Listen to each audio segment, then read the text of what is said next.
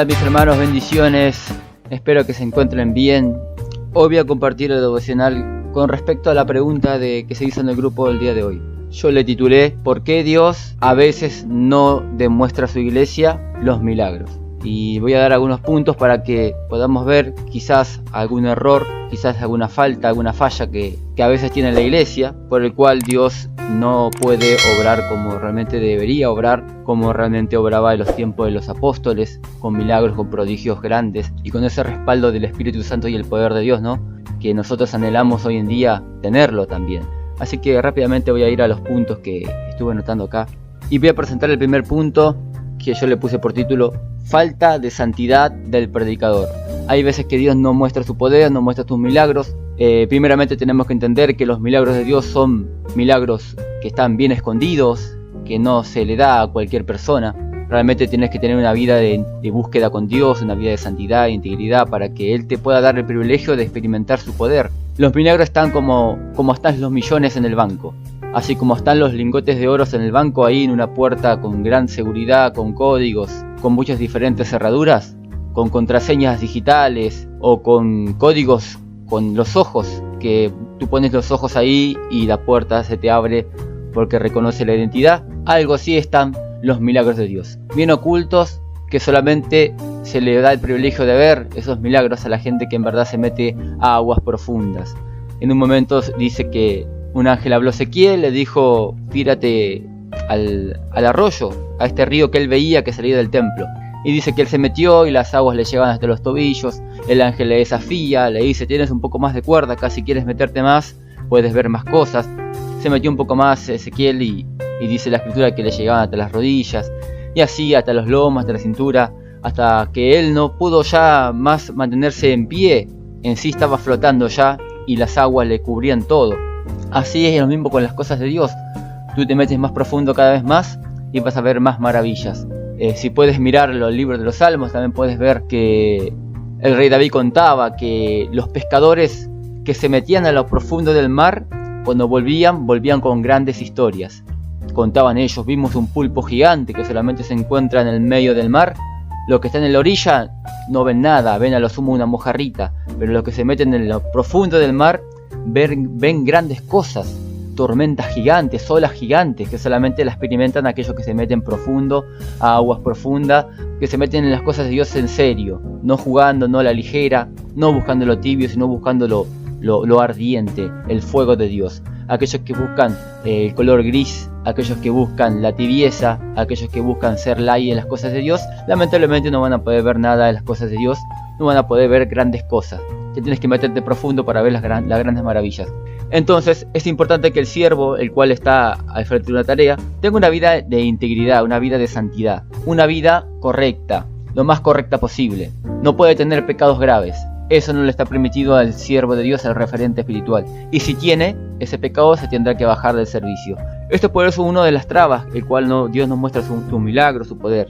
Otro punto que yo he notado acá es la falta de estudio de la palabra, la falta de oración. La santidad tiene que ir acompañada con estas cualidades, ¿no?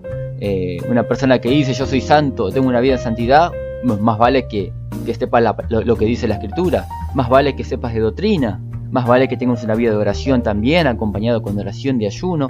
Entonces, la segunda cualidad que yo puse acá, por el cual no se puede desatar el poder de Dios, es quizás falta de lectura de la Biblia. Mucha gente son ignorantes de las Escrituras, conocen lo básico: Cristo los perdonó sus pecados, pero no le pidas más porque la verdad que no conocen. Tú le puedes poner frente una persona de una secta, testigo de Jehová, mormón, católico, y no sabe cómo defender su postura, no sabe cómo defender su fe.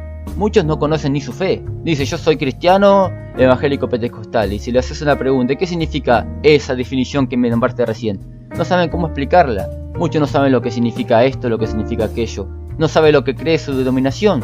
¿Cuál es la fe de tu denominación? ¿Cuál es la doctrina de tu denominación? ¿En qué creen? Y muchos no saben ni lo que ellos mismos creen. Están metidos en una organización que no saben lo que creen. Entonces es importante ser docto de la palabra para que Dios te pueda dar el privilegio de mostrarte su poder. Porque conociendo las Escrituras vas a conocer lo que Él quiere de vos. Si tú no conoces las Escrituras, quizás estás cometiendo pecados por tu ignorancia.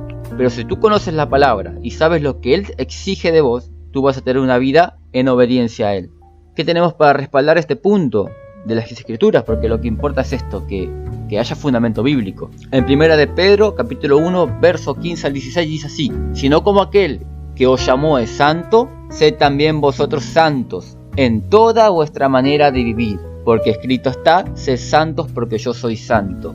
Entonces tenemos que ser santos en toda vuestra manera de vivir, hasta en lo que comemos, hermanos, hasta en lo que comemos, porque el cuerpo nuestro no es nuestro, es prestado por Dios. Entonces vos podés estar pecando quizá en lo que estás comiendo, puedes estar pecando quizás en lo que estás pensando, en lo que estás hablando, en la forma de que te vestís, que quizás seducís a otro, en la forma que te vestís, haces tropezar a tu hermano. Entonces hay muchas cosas que tenés que examinar en tu vida, porque tenés que ser santo en toda la forma de vivir. Y muchos fallan en estos puntos, que muchos no le dan importancia al cuerpo y comen lo que quieren comer, después andan con enfermedades.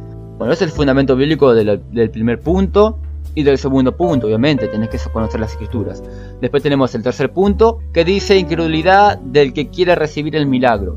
Hay veces que no tiene nada que ver el predicador, hay veces que no ocurren los milagros, no porque esté en pecado algún representante de la iglesia, sino porque el emisario, el que recibe el mensaje, tiene incredulidad en su corazón. ¿Cómo podemos respaldar el tercer punto, que es por falta de incredulidad del oyente? Lo podemos respaldar con Mateo capítulo 13, verso 58. Dice la escritura que Jesús fue a predicar a su pueblo, a su región, y dice que no ocurrieron muchos milagros por la incredulidad de la gente. Y dice así el versículo: y no hizo allí muchos milagros a causa de la incredulidad de ellos. Hay veces que el que está escuchando la palabra no cree como debería creer y los milagros no ocurren. Y no es que el predicador esté en falta o que Dios no lo esté respaldando, es por la falta de fe de la gente. El cuarto punto es entender los propósitos de Dios. Hay veces de que no respalda con milagros automáticamente, porque espera de que el predicador o que la iglesia aprenda a vivir en fe, aprenda a ser paciente y aprenda a perseverar, sin que ellos puedan ver los milagros aún.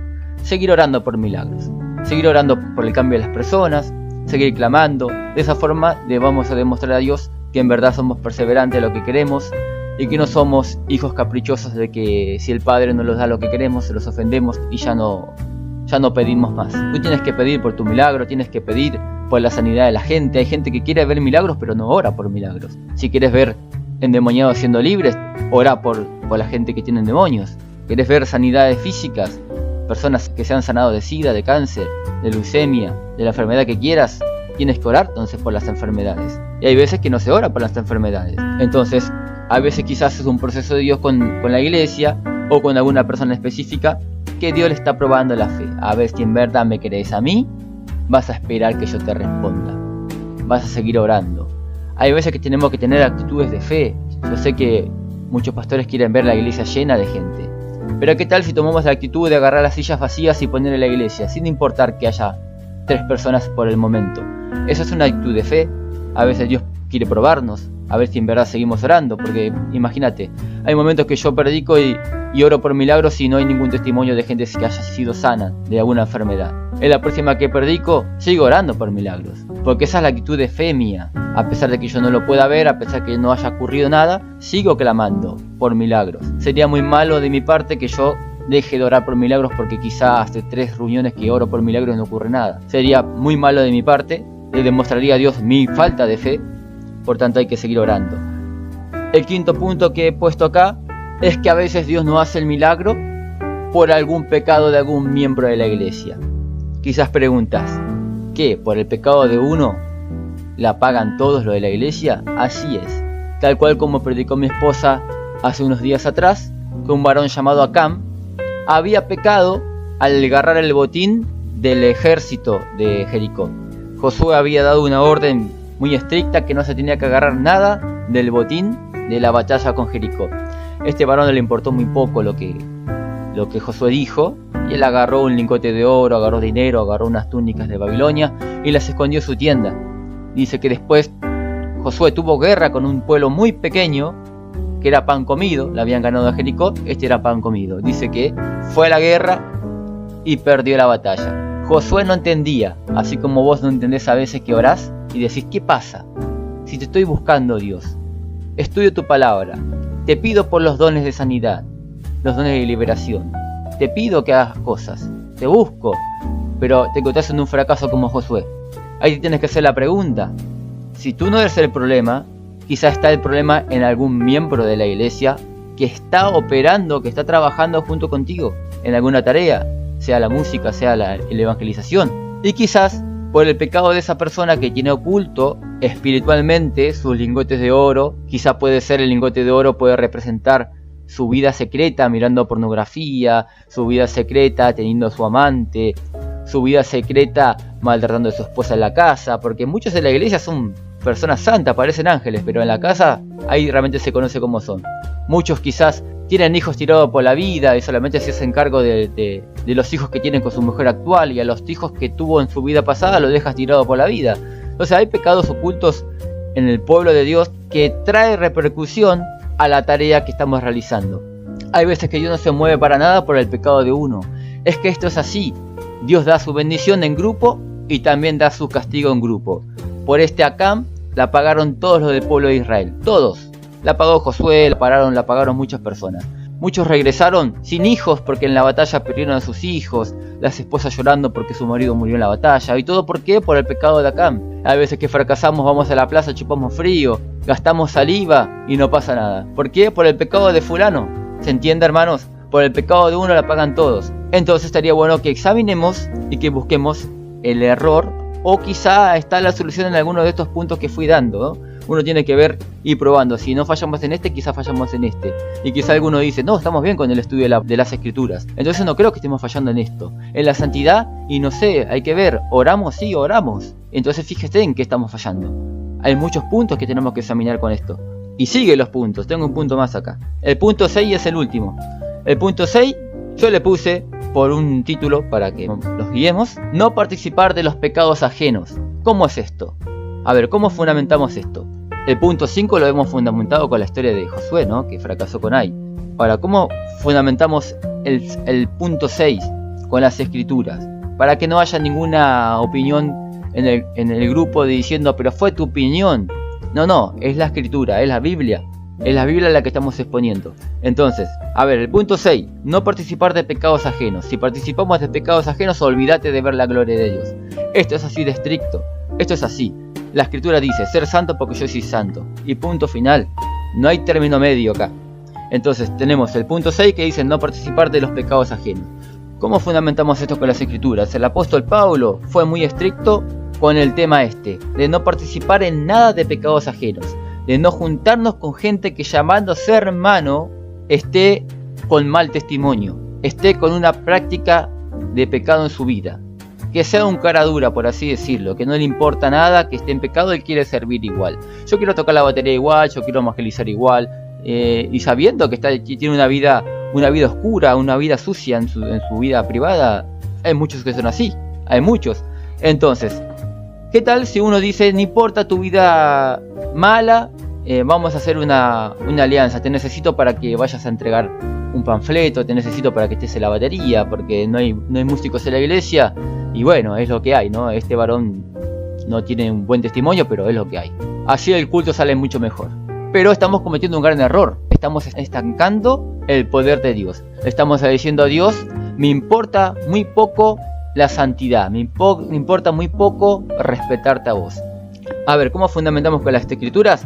Tenemos en la Biblia en un momento que el apóstol Pablo le dice a la iglesia de Corintio, porque había una persona que estaba en fornicación públicamente en la iglesia. El apóstol Pablo se enoja mucho y juzga a este hombre y le dice a la iglesia que no se junten con ninguna persona que llamándose hermano sea borracho, sea estafador, le podemos poner pecados nuevos que surgieron, sea manipulador, sea adúltero, sea blasfemo, sea mentiroso, sea engañador. Que no nos juntemos ni siquiera para comer, dice el apóstol Pablo. ¿Por qué? Porque sos parte de los pecados de esa persona. Ahora te voy a citar otros versículos más. Pero tenemos ese versículo que el apóstol Pablo dice, no siquiera coman con esa gente. Quizás surge una pregunta diciendo, a ver, yo tengo mi hermano que es pastor y sí, él anda de adulterio y sigue predicando igual el cara dura. Resulta que tengo un cumpleaños, mi hermana, nuestra hermana cumple años y lo vamos a juntar todo en familia en la casa de ella. Y ahí vamos a comer el asado. Voy a comer con mi hermano que es pastor y que yo sé que la verdad que no tiene nada de pastor, pero sigue pastoreando. y voy a comer con él. ¿Y acá cómo hago? El apóstol Pablo me dice que ni siquiera coma. ¿Cómo hago con esto? Lo que tú tienes que entender es que lo que dice Pablo, que ni siquiera comáis, es un término extremo para que tú te des cuenta la gravedad que este tema demanda. Esto es como cuando Jesús dijo: si el pecado está en tu ojo o en tu mano, cortátela. Sabemos que el pecado no está en el ojo ni en la mano, está en el corazón. De ahí salen los malos pensamientos, el adulterio, los homicidios, dice la Biblia. Pero Jesús pone un término muy extremo, como exagerando, diciendo: mirá, si el pecado estuviese en tu mano, córtatela. Así de grave es, no hay que jugar con el pecado. Y quizá alguno dice: ¿y sabes dónde está el pecado para mí? En la computadora, porque miro pornografía. Ahí está mi pecado. Y mirá, Cristo dijo que si estuviese en tu mano te la tenés que cortar. ¿Cuánto más si está en la computadora? Quizá alguno dice: ¿sabes dónde está el pecado para mi vida? En la mala junta. Y bueno, cortá la mala junta. Es lo mismo lo que usa Pablo acá con el término ni siquiera comáis. El que el apóstol Pablo está explicando acá es que si él dice que no siquiera tenés que compartir una comida con esa persona, ¿cuánto más compartir algún evento? ¿O cuánto más hacer una alianza para que él te ayude a evangelizar o te ayude a ministrar en la iglesia en la alabanza? No tenés que ni siquiera hacer eso. Alguno puede decir: ¿y Pablo, y qué tal? ¿Puedo salir a evangelizar con él porque él me quiere ayudar? Te dije que ni siquiera comáis. ¿Qué parte no se entendió? Por hacer estas cosas, estas alianzas, el famoso comunismo, que se une en todas las religiones, católicos, mormones, testigos de Jehová, y dice: tenemos algo en común que es Cristo. Y bueno, no importa lo otro, no importa la doctrina que tengas vos, no importa que vos andés estafando a la gente con el evangelio de la prosperidad, no importa aquello, no importa lo otro, no importa que vos seas idólatra, adorá a la Virgen María, a Gochito Gil, a San Expedito, a quien quieras adorar, vamos a trabajar igual, vamos a hacer un evento, una gran campaña. Están haciendo alianza, la verdad que se van en contra de las escrituras, esta gente que hace eso. Hay muchos pastores que están en organizaciones pastorales que se sientan a la mesa planeando un evento evangelístico y todas las iglesias colaboran y ponen sus sillas y ponen los instrumentos y ponen dinero para hacer una gran campaña para Dios. ¿Y quiénes están ahí? Están pastores chantas, están pastores violadores, están pastores manipuladores. Ahí está Hernán Acosta, que es homosexual, ahí está Claudio Freyson, que anda manipulando a la gente, ahí están tantos otros más, tantos falsos profetas que están ahí enseñando herejías. ¿Y qué hace el pastor que se cree que está en lo correcto? Trabajando con esa gente. Yo me pregunto, ¿qué haces trabajando con esa gente? Si el apóstol Pablo es estricto. Y te voy a poner más fundamento bíblico para que entiendas que quizás está el problema también ahí, por el cual no se mueve Dios, es que estamos haciendo alianzas, estamos trabajando con gente que la verdad no tienen testimonio, pero se hacen llamar hermanos, no interesa. Te puedes llamar profeta, te puedes llamar pastor, maestro de la palabra, pero si los hechos no demuestran realmente lo que sos un mentiroso. Y el cristiano verdadero no tiene que trabajar con esta gente. A ver, ¿qué más dice la Biblia? Esto para que ustedes vean que por más que ustedes digan: pero yo trabajo pero no hago lo mismo, no interesa. Esto es igual al político que legaliza el aborto y después viene uno y le dice al político: sos un asesino. Y el político dice: ¿por qué? Si yo soy hombre, no quedo embarazado, yo no aborté a ningún niño. Eso es un chiste, hermanos. Todos sabemos que el político es igual de cómplice que las que abortan los hijos. ¿Qué me están cargando? Todos sabemos que aquel miembro que tapa el abuso de su pastor o de su apóstol, que tapa y lo defiende a pesar que hay pruebas que abusó a un niño. Hace poquito el apóstol de la secta Luz del Mundo lo metieron preso por abuso. ¿Y qué hicieron los miembros de su iglesia? Lo defendían. Ahora, hacete una pregunta, ¿no son iguales? ¿No tienen que ser culpables del mismo pecado que su apóstol? Si vos estás trabajando con gente de mal testimonio, con gente que está obrando mal, vos sos partícipe de todo lo que ellos hacen. Fíjate que dice la escritura en Romanos capítulo 1 verso 32. Quienes habiendo entendido el juicio de Dios, que los que practican tales cosas son dignos de muerte. Hablando de una serie de pecados, ¿no? Lo puedes leer el verso anterior. Pero después dice: no solo las que las hacen, sino que también se complacen con las que las practican. Con las personas que le dicen: seguí con esa idea del movimiento LGTB, quédate con tu novio. Ya sé que son del mismo sexo, pero no importa, si ustedes se aman, está todo bien. Tú eres culpable también del pecado de homosexualismo también, más allá que vos tengas tu esposa y que no tengas problema de identidad. Era lo mismo, porque estás respaldando, estás afianzando más la idea de mentira en la gente, eso es lo mismo. Otro versículo más que dice acá en 1 de Timoteo capítulo 5 verso 22: no impongas con ligereza las manos a ninguno, ni participes en pecados ajenos, consérvate puro. ¿Qué parte no se entiende de que no hay que ser participante de pecados de nadie? ¿Qué parte? Quizá alguno dice: yo no lo sabía. Bueno, te exhorto a que leas más la Biblia. porque hay muchas cosas que pueden estar trabando los milagros, muchas cosas que pueden estar trabando el obrar de Dios. Dice, consérvate puro. Después tenemos un versículo más y con esto termino. En 2 de Juan, capítulo 1, verso 8 al 11. Dice, mirad por vosotros mismos, para que no perdáis el fruto de vuestro trabajo, sino que recibáis el galardón completo. Todos queremos recibir el premio. Queremos ver las almas cambiadas. Nadie quiere ir a la plaza a chupar frío, para nada. Nadie quiere ir a la plaza y hablar y quedarse afónico, hablar 2 horas para que no ocurra nada. Todos queremos ver el fruto de nuestro trabajo. Todos queremos verlo, ¿verdad? Aquel que ensaya para la alabanza quiere ver las vidas tocadas en los cultos. Quiere ver el fruto de su trabajo, de su esfuerzo. El verso 9 dice, cualquiera que se extravía y no persevera en la doctrina de Cristo, no tiene a Dios. Y el que persevera en la doctrina de Cristo, ese tiene al Padre y al Hijo. Todo aquel que no persevera en la doctrina de Cristo, sino que se desvía. Quizá alguno pregunta, ¿cuál es la doctrina de Cristo? La doctrina de Cristo es el ejemplo de Cristo. Es la obediencia a la palabra de Dios. Aquel que anda en adulterio, no perseveró en la doctrina de Cristo. Aquel que anda mirando cosas que no tiene que mirar, no perseveró en la doctrina de Cristo. Aquel que piensa en otra mujer cuando está con su esposa, no persevera en la doctrina de Cristo. Toda esa gente que no persevera en la doctrina de Cristo, ¿qué hay que hacer? A ver, ¿qué hay que hacer? El verso 10 dice lo siguiente. Si alguno viene a vosotros y no trae esta doctrina, las enseñanzas, la moral, el respeto de Dios, los principios de Dios, los mandamientos de Dios en su vida, no lo recibáis en casa, dice las Escrituras, ni le digáis bienvenido. Entonces, ¿por qué le damos bienvenido? Le decimos bienvenido a los falsos profetas, como en Hernán Acosta. Ustedes no saben la cantidad de iglesias que le han abierto la puerta a ese homosexual, a ese chanta. Ustedes no se imaginan. Ese hombre chupa la plata de la gente como una aspiradora. Es una sanguijuela. Y la gente le abre las puertas de sus iglesias. Le dice, bienvenido profeta, te vamos a dar una ofrenda para que te vayas contento. Acá las Escrituras dice clarito, dice, no lo recibáis en casa ni le digáis bienvenido. El verso 11 es más fuerte, dice, porque el que dice bienvenido participa en sus malas obras. ¿Te das cuenta que ese argumento infantil de decir, sí, pero yo no hago lo mismo que hace él? Él vino a mi iglesia, pero yo no hago lo mismo que hace él. Se cae por su propio peso con las Escrituras. La Escritura te condena a vos por sus malas obras. Tú eres culpable igual de la estafa de ese falso profeta. Por más que vos no andes con eso, si tú abriste la puerta a ese chanta en tu iglesia, si tú abriste la puerta a esa persona que no está preparada para servir y tú le dejaste entrar en el servicio, tú eres lo mismo, tú eres parte de su pecado privado, tú eres culpable. En el barrio me acuerdo cuando estábamos, en mi vida pasada, estábamos consumiendo marihuana en la esquina y caía el patrullero, por más que había uno que no estaba consumiendo nada, adentro del patrullero también. A la misma bolsa, ¿qué haces con ese? Pero yo no fumo, decía, adentro igual, ¿qué haces con él? Él es culpable igual. Es lo mismo con Dios. Si tú sabes el proceder de ese siervo y tú le das la bienvenida, estás siendo partícipe.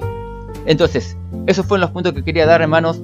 El punto 6, es muy probable de que se esté cometiendo en muchas iglesias, por el cual Dios no muestra sus milagros. Y bueno, y un punto más que podemos agregar acá, es que supongamos que está todo bien, que no hay ningún error, cosa que dudo, pero supongamos que está todo bien y que en ningún punto eso aplica en nuestra iglesia. Tenemos que entender que cuando leemos las Escrituras vemos que hay milagro en cada hoja hay milagros, y eso es porque el escritor solamente se encargó de poner las cosas importantes. No significa eso que no hubo tiempos de silencio o tiempos donde no había testimonios, donde no había milagros. El que escribe no te va a poner los tiempos de tranquilidad de la iglesia, los tiempos de tranquilidad de Jesús. No te va a poner cuando Jesús estaba durmiendo en la siesta. ¿En verdad crees que Jesús todo el día hacía milagros? ¿Que todo el tiempo predicaba? Había momentos de lluvia donde no salían a ningún lado seguramente. Había momentos que estaba cansado Cristo y dormía una siesta. Y no te va a narrar, Cristo durmió la siesta, se acostó a esta hora y se levantó a esta hora. Después se fue a comer con Pedro, estuvo riéndose un poco, estuvo jugando un poco con Pedro, fue con Juan. Y al otro día se levantó más temprano y fue a orar. Y después estuvo comiendo, ayudó a cocinar a su madre, le ayudó a cocinar, a hacer la comida de su madre. ¿En verdad crees que no hubo estas cosas en la vida de Cristo? Obviamente que sí. Y hay veces que uno se deprime porque uno quiere ver todos los días los milagros. todos los días los milagros. Hay milagros que ocurren, sí, pero en los tiempos de los apóstoles y de Cristo no eran milagros todos los días. Había milagros cada tanto. Quizá pasaban 3 meses sin que haya un milagro. Quizá pasaban 5 meses sin que haya algún convertido. Y después aparecían el convertido, después aparecían los testimonios de vuelta. Pero de tanto en tanto, las escrituras solamente van a poner los momentos importantes. No va a poner los momentos, por así decirlo, aburridos, de ocio. No va a poner las escrituras eso. Así que hay muchos que se deprimen por eso, porque su iglesia no tiene quizás esos testimonios de todos los días, como él lo ve en las escrituras. En tu iglesia pasan testimonios cada tanto, estás en lo correcto, sigan así. Hay testimonios cada tanto, se entrega a Cristo cada tanto alguno. Seguí así, no significa que eres una iglesia con menos poder, tal cual pasaba en los tiempos de los apóstoles, en la vida de Cristo. Así que en el caso de que no aplique ninguno de los puntos anteriores, fíjate este punto, examinemos este punto, también es importante, que quizás estamos en lo correcto y Dios muestra sus milagros, porque sí, hay milagros de Dios. Siguen pasando los milagros, gente que fue sanada de cáncer, gente que consiguió trabajo, gente que se dejó las drogas, como en mi caso, se dejé las drogas. Para algunos quizás es poca cosa, pues para mí no. Y todo aquel que consume drogas sabe que la droga es un gigante que te aplasta la cabeza todos los días y que no es fácil dejarla. Otros las dejan con voluntad, puede haber alguno que la deja por voluntad, pero quizás desatado en otra área de su vida. Hay gente que le cuesta más otras cosas, menos otras cosas. En mi caso era la droga, en el caso quizás son los celos, las malas palabras. Hay gente que tiene horrores en dejar las malas palabras. En mi caso a mí no me cuesta nada, pero hay otras cosas que cuestan quizás. Entonces bueno, hasta acá quería darle el devocional al día de hoy. Examinemos este punto, le dejo una pregunta yo ahora. Fijémonos en qué estamos fallando de los puntos que di, y si alguno tiene un punto más puede colaborar también mandando su comentario. Así que hasta acá, hermanos, bendiciones y Dios les bendiga.